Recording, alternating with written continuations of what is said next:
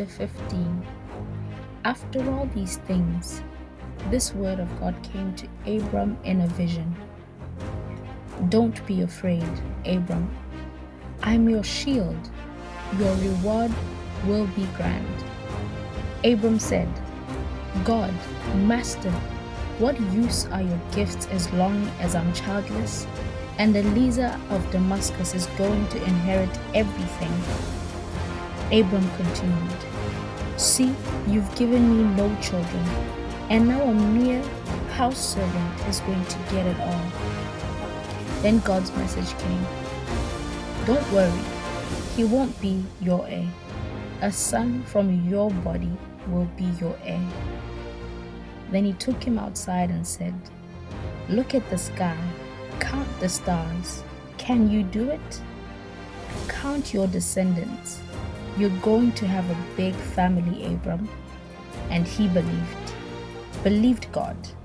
God declared him set right with God. God continued, I'm the same God who brought you from Ur of the Chaldees and gave you this land to own. Abram said, Master God, how am I to know this, that it will be all mine? God said, Bring me a heifer, a goat, and a ram, each 3 years old, and a dove and a young pigeon. He brought all these animals to him, split them down the middle, and laid the halves opposite each other. But he didn't split the birds. Vultures swooped down on the carcasses, but Abram scared them off. As the sun went down, a deep sleep overcame Abram, and then a sense of dread, dark and heavy. God said to Abram, Know this, your descendants will live as outsiders in a land not theirs. They'll be enslaved and beaten down for 400 years. Then I'll punish their slave masters. Your offspring will march out of there, loaded with plunder. But not you. You'll have a long and full life and die a good and peaceful death.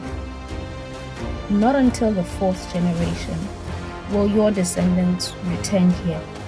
Sin is still a thriving business among the Amorites.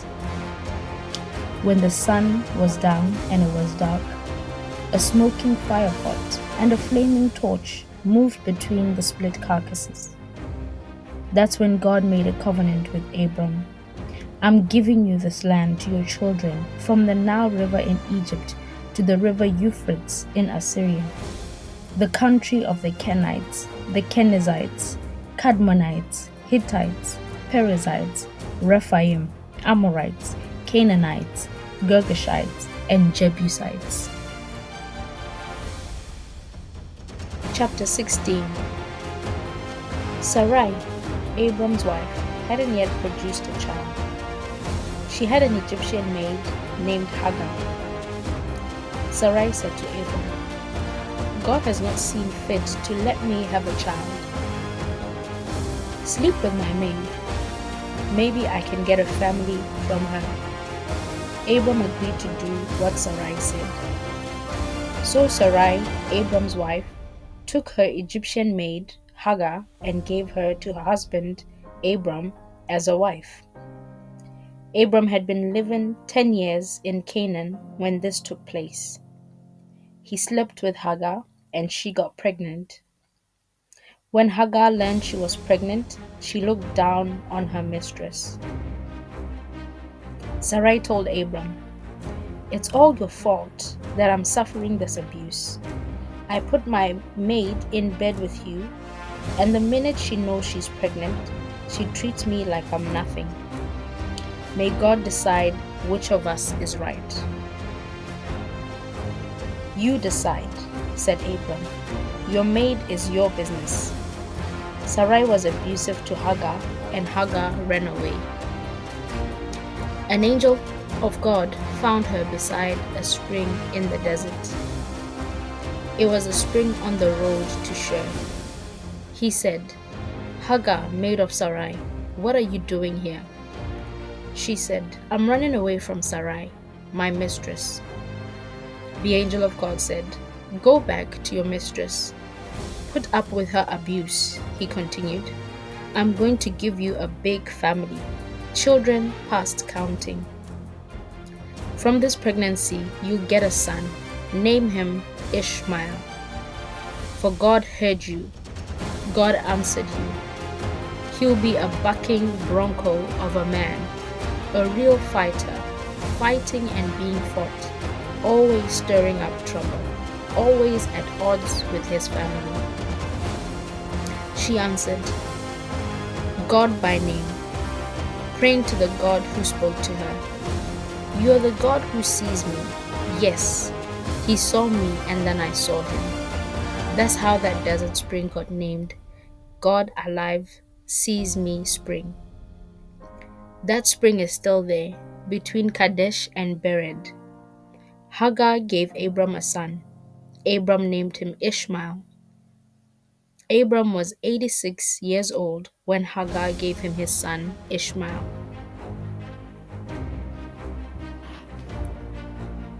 Chapter 17.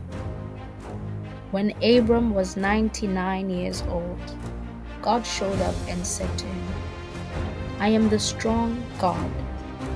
Live entirely before me. Live to the hilt. I'll make a covenant between us, and I'll give you a huge family. Overwhelmed, Abram fell flat on his face. Then God said to him, This is my covenant with you. You'll be the father of many nations. Your name will no longer be Abram, but Abraham, meaning that I'm making you the father of many nations. I'll make you a father of fathers. I'll make nations from you. Kings will issue from you. I'm establishing my covenant between me and you, a covenant that includes your descendants, a covenant that goes on and on and on, a covenant that commits me to be your God and the God of your descendants. And I'm giving you and your descendants this land where you're now just camping, this whole country of Canaan, to own forever. And I'll be their God. God continued to Abraham, and you will honor my covenant, you and your descendants, generation after generation. This is the covenant that you are to honor, the covenant that pulls in all your descendants. Circumcise every male. Circumcise by cutting off the foreskin of the penis. It will be the sign of the covenant between us. Every male baby will be circumcised when he is 8 days old, generation after generation. This includes house-born slaves and slaves bought from outsiders who are not blood kin. Make sure you circumcise both your children and anyone brought in from the outside. That way, my covenant will be cut into your body, a permanent mark of my permanent covenant. An uncircumcised male, one who has not had the foreskin of his penis cut off, will be cut off from his people. He has broken my covenant. God continued speaking to Abraham. And Sarai, your wife, don't call her Sarai any longer. Call her Sarah. I'll bless her, yes. I'll give you a son by her. Oh, how I'll bless her. Nations will come from her. Kings of nations will come from her.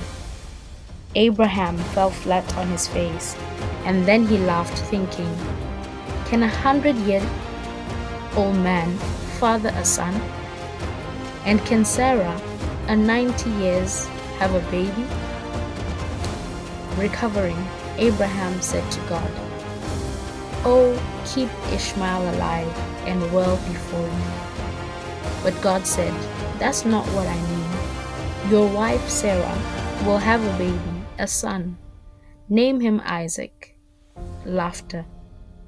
I'll establish my covenant with him and his descendants, a covenant that lasts forever.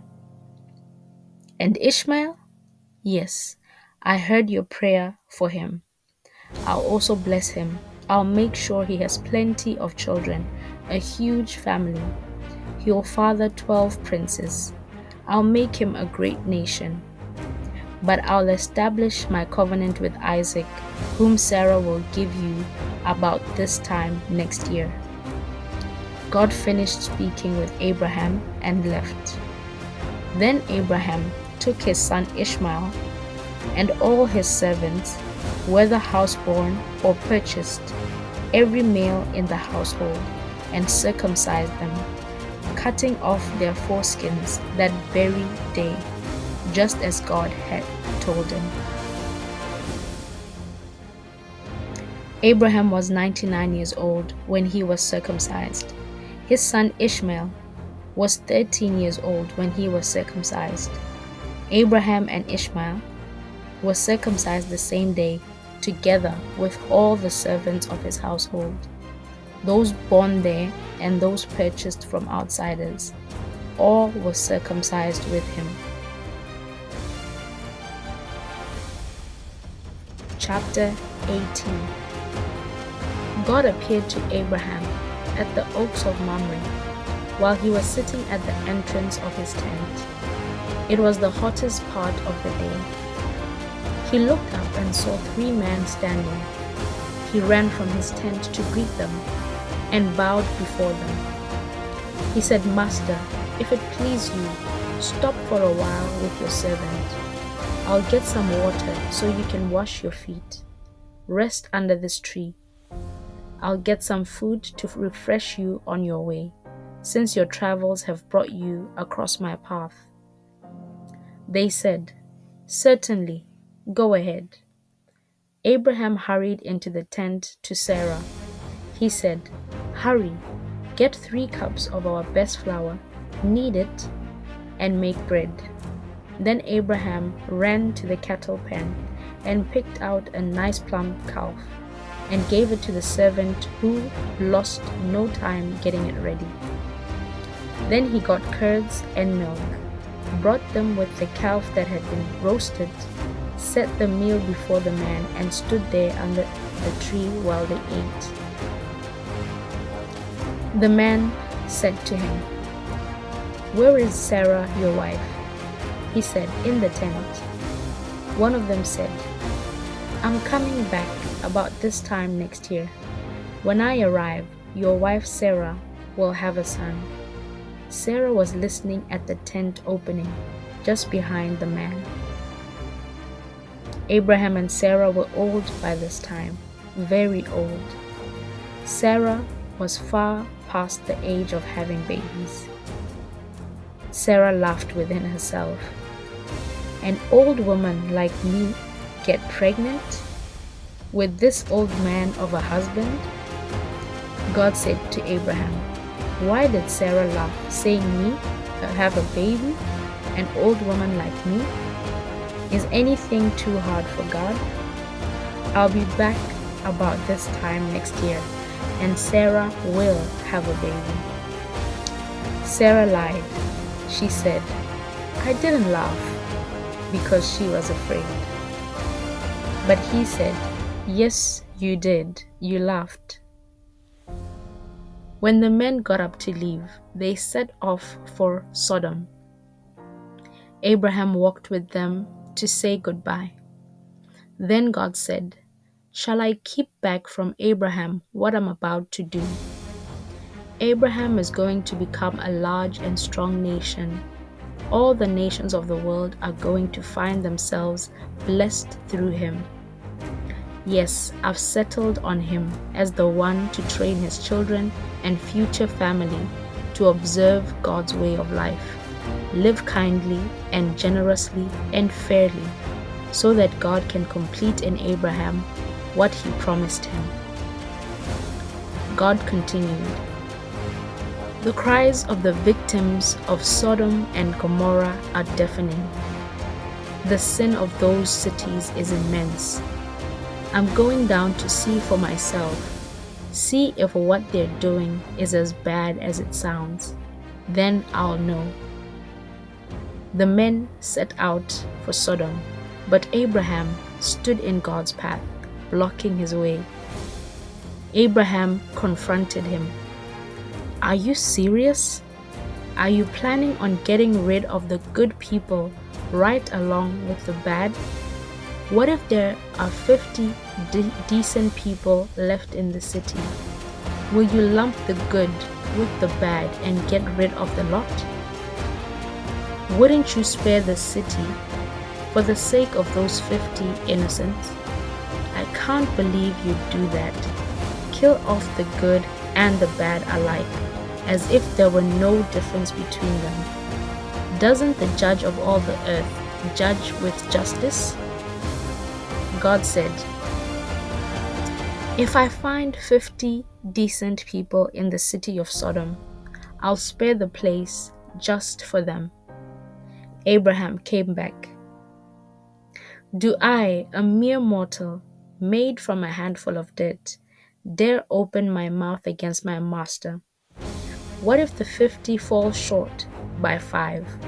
Would you destroy the city because of those missing 5? He said, I won't destroy it if there are 45. Abraham spoke up again. What if you only find 40? Neither will I destroy it for 40. He said, Master, don't be irritated with me, but what if only 30 are found? No, I won't do it if I find 30. He pushed on.